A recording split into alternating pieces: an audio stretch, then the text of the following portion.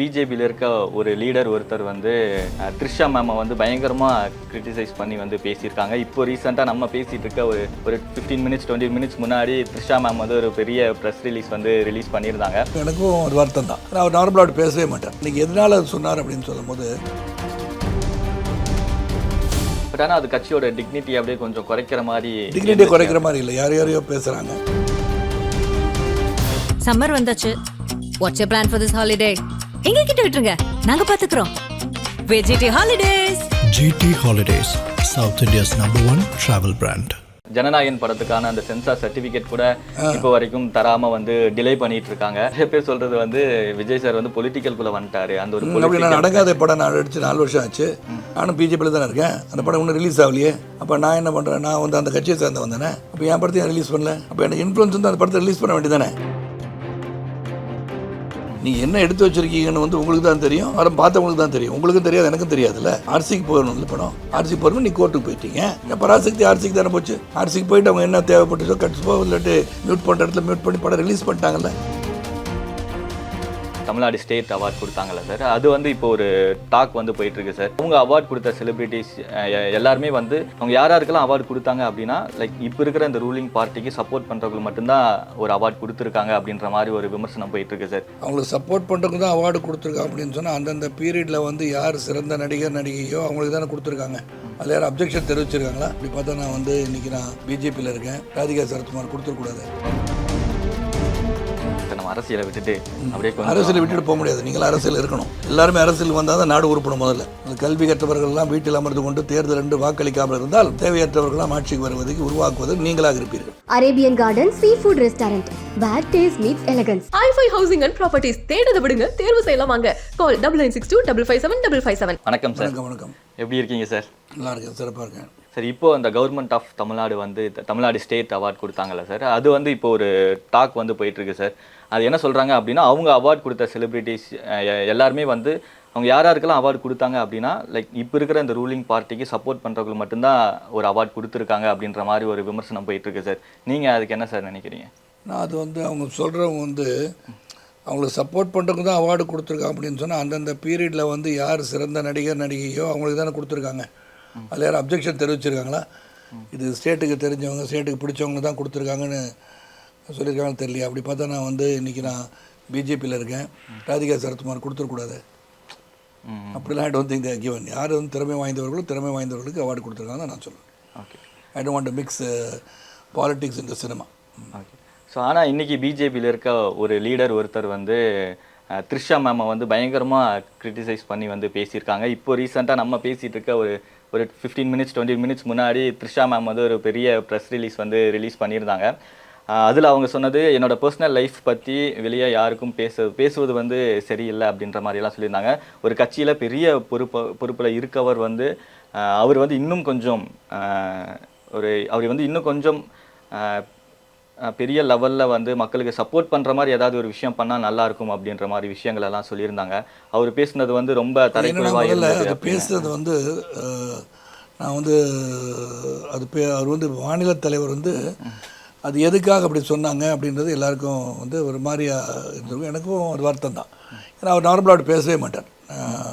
நயினார் அவர்கள் வந்து எதையுமே சிந்தித்து செயல்படக்கூடியவர் தான். அன்றைக்கி எதனால் அது சொன்னார் அப்படின்னு சொல்லும் போது பல விதமாக வந்து எதிர்த்தரப்பில் அவங்க வந்து பேசுகிற விதம், ஹிட்டிங் பிலோ த பெல்ட்டுன்னு சொல்லுவாங்க இல்லையா. அதாவது பாலிசி பேசாமல் அவங்க வேறு இதெல்லாம் பேசும்போது அவங்க அந்த மாதிரி பேசும்போது அவங்க வந்து பேசுகிறனால இவங்க பேச வேண்டிய சூழலை உருவாக்கிறாங்கன்னு நினைக்கிறேன். இருந்தாலும் அன்றைக்கி பேசுகிறது வந்து நம்ம வானதி சீனிவாசன் அவர்கள் கூட அது பேச மாட்டார், அது பேசும்போது வருத்தமாக தான் இருந்துச்சு அப்படின்னு அவங்க சொல்லியிருக்காங்க. So maybe it's a slip of the tongue that day. ஏதோ சொல்ல வந்த மாதிரி சொல்லியிருப்பார். அது வந்து இனிமேல் அவர் அந்த மாதிரிலாம் பேச மாட்டார்ன்ற நம்பிக்கை எங்களுக்குலாம் இருக்குது. He won't even bring and somebody else's personal life கொண்டு வர மாட்டார். அன்றைக்கி சொன்னதுக்கு காரணம் அன்றைக்கி it could be a slip, மைண்டில் எந்த டென்ஷன்லேருந்து சொன்னான்னு தெரியாது, என்ன வந்து அவரை வந்து உந்துதல் பண்ணிச்சு அப்படின்னு தெரியல. Normally is not the person like that. And Trisha is also good family friend. அவங்க வந்து அது கருத்து வெளியிட்டிருக்காங்க. அது வந்து அவங்க என்ன சொல்ல, நான் நான் பொலிட்டிக்கலாக இருக்கேன், இந்த மாதிரி பர்சனல் லைஃப்பை வந்து யாரும் பேச வந்தால் நல்லதுன்னு சொல்லியிருக்காங்க. That shows her side of the whole thing also. என்ன தேவையில்லாமல் என்ன பேரை வந்து பயன்படுத்தாதீங்கன்னு சொல்லியிருக்காங்க. ஓகே. பட் ஆனால் அது கட்சியோட டிக்னிட்டி அப்படியே கொஞ்சம் குறைக்கிற மாதிரி. டிக்னிட்டியை குறைக்கிற மாதிரி இல்லை, யாரையோ பேசுகிறாங்க, எல்லாரும் பல விதமாக பேசுகிறாங்க இன்றைக்கி. அதெல்லாம் நம்ம வந்து டீப்பராக போய் நான் போய் பார்த்துட்டு இருந்தோம்னா எல்லாருமே வந்து ஹிட்டிங் பிலோ த பெல்ட் இருக்கக்கூடாது. Politics should be decent, it cannot be indecent. நான் என்ன சொல்ல வரேன்னா, அது அன்னைக்கு வந்து பேசுனது வந்து அவர் பேசவே மாட்டார் இல்லையா. Okay, to air is human, to forgive is divine மாதிரி அன்னைக்கு அவர் அதுக்கு அந்த மாதிரி பேசாத ஒரு பேசியிருக்காருன்னா அன்னைக்கு அவர் எதை அவர் உந்துதல் செய்ததுன்னு தான் சொல்கிறேன், எனக்கு தெரியாது. ஸோ அதனால் அவர் சொல்லியிருப்பார். ஓகே, ஆனால் இந்த சினிமா அப்படிங்கிறது வந்து ஒரு கிரியேட்டிவ் ஃப்ரீடம் தான் சார். அந்த ஒரு கிரியேட்டிவ் ஃப்ரீடமே இப்போ வந்து ரெஸ்ட்ரிக்ட் பண்ணுற மாதிரி சில விஷயங்கள் எல்லாம் நடந்துட்டுருக்கு. ஏன்னா இப்போ ஜனநாயகன் படத்துக்கான அந்த சென்சார் சர்டிஃபிகேட் கூட இப்போ வரைக்கும் தராமல் வந்து டிலே பண்ணிட்டு இருக்காங்க. நீங்கள் வந்து சிபிஎஃப்சி தான் சார். ஆனால் நிறைய பேர் சொல்கிறது வந்து விஜய் சார் வந்து பொலிட்டிக்கல்குள்ளே வந்துட்டாரு. அந்த ஒரு நான் நடக்காத படம் நான் அடிச்சு 4 வருஷம் ஆச்சு, நானும் பிஜேபியில் தானே இருக்கேன், அந்த படம் இன்னும் ரிலீஸ் ஆகலையே. அப்போ நான் என்ன பண்ணுறேன், நான் வந்து அந்த கட்சியை சேர்ந்து வந்தேனே, அப்போ என் படத்தையும் ரிலீஸ் பண்ணல, அப்போ எனக்கு இன்ஃப்ளூயன்ஸ் வந்து அந்த படத்தை ரிலீஸ் பண்ண வேண்டியதானே. சென்சார் இஸ் இண்டிபெண்டன்ட் பாடி, நல்லா புரிஞ்சுக்கணும். அது நமக்கு சாதகமாக பொலிட்டிசைஸ் பண்ணிக்கூடாது. நீங்கள் என்ன எடுத்து வச்சுருக்கீங்கன்னு வந்து உங்களுக்கு தான் தெரியும், படம் பார்த்தவங்களுக்கு தான் தெரியும், உங்களுக்கும் தெரியாது, எனக்கும் தெரியாதுல்ல. ஸோ அன்லஸ் அண்ட் அதான் சொன்னேன், கண்ணால் பார்ப்பதும் போய் காதால் கேட்பதும் போய் தீர விசாரிப்பது மெய் என்று நாம் உணர்கிறோமோ அன்றைக்கி தான் நம்ம எல்லாமே கரெக்டாக இருப்போம். ஓகே, இவர் சொன்னார், அவர் சொன்னார், பொலிட்டிசைஸ் பண்ணிக்கிறது, that is a body, independent body. ஆர்சிக்கு போகணும் இல்லை படம், ஆர்சி போகணும், நீ கோர்ட்டுக்கு போயிட்டீங்க, நீங்கள் ஆர்சியில் போய் திருப்பி அப்ஜெக்ஷன் கிரியேட் பண்ண, என்ன அப்ஜெக்ஷன் கேட்டு கிளாரிஃபிகேஷன் கொடுத்துருக்கணும். என் பராசக்தி ஆர்சிக்கு தானே போச்சு, ஆர்சிக்கு போயிட்டு அவங்க என்ன தேவைப்பட்டுச்சோ கட்சிப்போ இல்லாட்டி மியூட் பண்ணுற இடத்துல மியூட் பண்ணி படம் ரிலீஸ் பண்ணிட்டாங்கல்ல. அப்போ அவங்க நினச்சிருந்தாங்கன்னா ஹிந்தி இம்போஸ் பண்ணக்கூடாதுன்னு சொன்னாங்க அப்படின்னு சொல்லி அவங்க நிறுத்திருக்கலாமே, அவங்க நிறுத்தலையே. அவங்க அதில் சொல்லியிருக்கிறது வந்து என்ன சொல்லியிருக்காங்க, இங்கே வந்து நம்ம இப்போ government policy central government policy learn one more additional language, Hindi is not imposed anywhere. அதனால் வந்து அந்த டைம் 1965 ஹிந்தி இம்போஸ் பண்ண பார்த்தாங்க. அப்போ இருந்தது காங்கிரஸ் ஆட்சி, இம்போஸ் பண்ண பார்த்ததுக்காக எஜுகேஷன் நடந்தது. அதுக்கப்புறம் வந்து திராவிட முன்னேற்ற கழகம் ஆட்சிக்கு வந்தது. இப்போ வந்து அந்த இம்போஸ் யாரும் பண்ணலை, புரியுதா. அதனால் ஏதாச்சும் ஒரு லாங்குவேஜை கற்றுக்கோங்க, தேர்ட் லாங்குவேஜ் தான் சொல்லியிருக்காங்க. சார் நம்ம அரசியலை விட்டுட்டு அப்படியே அரசியலை விட்டுட்டு போக முடியாது, நீங்களும் அரசியல் இருக்கணும். எல்லாருமே அரசியல் வந்தால் தான் நாடு உருப்படும் முதல்ல. ஓகே, அந்த கல்வி கற்றவர்கள்லாம் வீட்டில் அமர்ந்து கொண்டு தேர்தல் என்று வாக்களிக்காமல் இருந்தால் தேவையற்றவர்களாம் ஆட்சிக்கு வருவதற்கு உருவாக்குவதற்கு நீங்களாக இருப்பீர்கள். அதில் எலெக்ஷன் இஸ் டெமோக்ரஸி. டெமோக்ரஸியில் முதல்ல வாக்களிக்க கற்றுக்கணும் எல்லாரும். நீங்கள் கேட்டனால சொல்கிறேன், நான் வந்து பொலிட்டிக்கலாக அதில் போல. Politics should be with us. உங்களுக்கு வாக்களிக்கின்ற உரிமை வந்த பிறகு நீங்கள் போய் நேரடியாக போயிட்டு வாக்களிக்காவிட்டால் அது பெரிய குற்றவாளி ஆயிடுவீங்க. நான் முந்தைய ஒரு ஸ்டேட்மெண்ட் கொடுத்தேன், நான் வந்து கலை உலகத்துக்கு வந்த உடனே போய் ஸ்டேட்மெண்ட் கொடுத்தேன். ஓட்டு போடாட்டி என்ன பண்ணலான்னு கேட்டாங்க.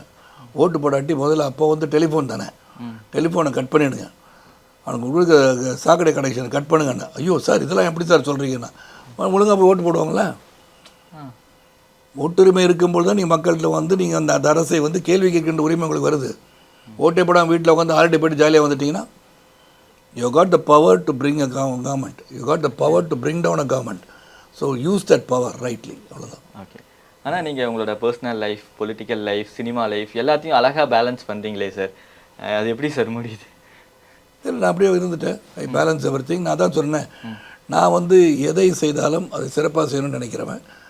ரெண்டாவது, நான் வந்து ஹிட்டிங் பிலோ த பெல்ட்னு சொல்கிறோம் இல்லையா, நான் எந்த அளவுக்கு நான் போனோம் என்னுள் என்ற ஒரு கோடு குறித்து வச்சுருப்பேன். ஓகே, அது unless until I am provoked, தேவையற்றதை யாரும் சொன்னார்கள் என்று சொன்னால் அது வந்து உண்மைக்கு புறம்பாக இருந்தால் உடனே நான் வந்து ஸ்டேட்மெண்ட் கொடுப்பேன், பேசுவேன். பேசாட்டி நான் பேச மாட்டேன். ஓகே, ஸோ நான் சொல்கிற கருத்து வந்து அவங்க சொல்கிற கருத்துக்கு வந்து அகேன்ஸ்டாக இருந்தால் நான் வந்து பதில் சொல்வேன். சார் ஆலி படம், ஸோ ஆலி ரெஃபர்ஸ் டு சி அப்படின்னு சொல்லுவாங்க சார். எல்லோரும் இந்த கடலை விரும்புகிறதே வந்து அதோட அமைதிக்காக தான்.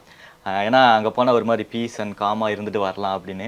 ஆனால் இந்த ஒரு ஆலி வந்து பயங்கர இன்டென்ஸாக, ரொம்ப ராவாக, ரொம்ப பவர்ஃபுல்லாக இருக்கே சார் ட்ரெய்லர் பார்க்கும்போது. எப்படிப்பட்ட ஒரு படமாக இருக்கும் ஆலி?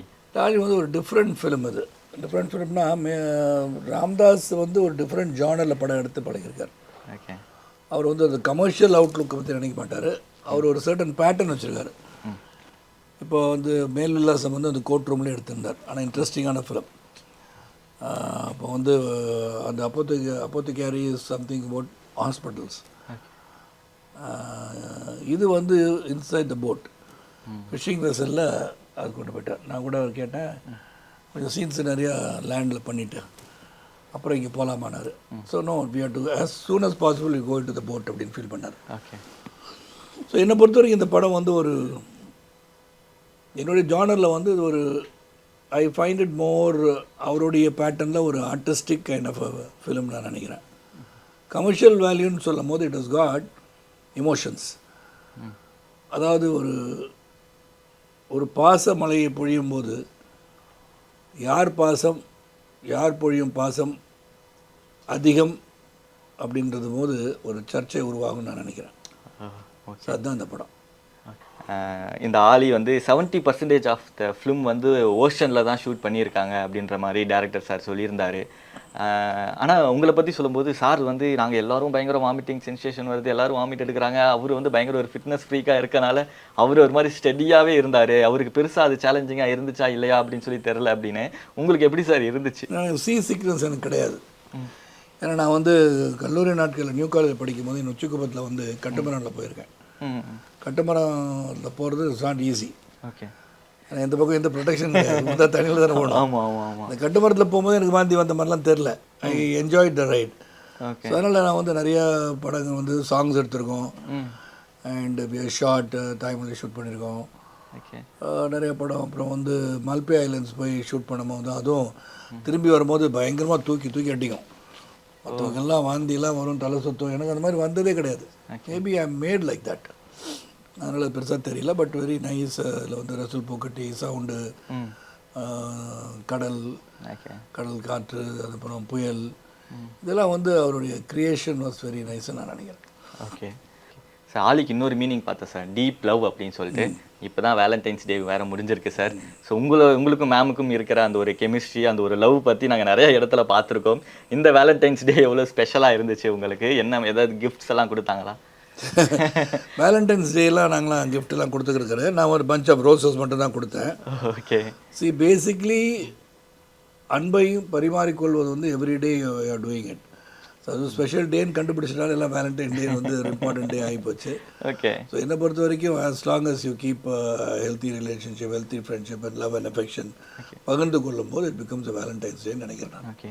ஏன்னா மேம் கூட வந்து அவங்களோட இன்ஸ்டாவில் குட்டியாக ஒரு ரீல் ஒன்று போட்டிருந்தாங்க சார். நிறையா க்யூட் மொமெண்ட்ஸ் எல்லாம் எடுத்து அது பார்க்கும்போது அவ்வளோ அழகாக இருந்துச்சு.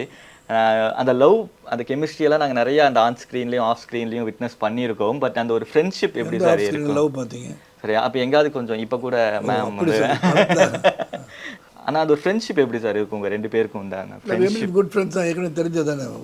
கலை உலகத்துக்கே நான் அரவிந்த் சாமி மேம் வந்து ஒரு 10 years of very been anything will talk to each other. Okay. இஷ்யூஸாக இருந்தாலும் சரி, படமாக இருந்தாலும் சரி, அது வந்து ஒரு ரெகுலராக யூஸ் டு மீட். ஓகே. அதுக்கப்புறம் we decided to get married, we got married. Okay. அப்படி பார்த்தீங்கன்னா 25 வருஷம் ப்ளஸ் 10 35 வருஷம் நட்பு.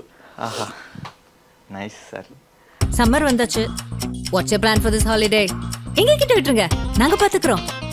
வெஜிடி holidays. GT Holidays, South India's #1 travel brand. Arabian garden seafood restaurant. Where taste meets elegance. i5 housing and properties தேடுத விடுங்க, தேர்வு செய்யலாம் வாங்க. கால் 9962 557 557.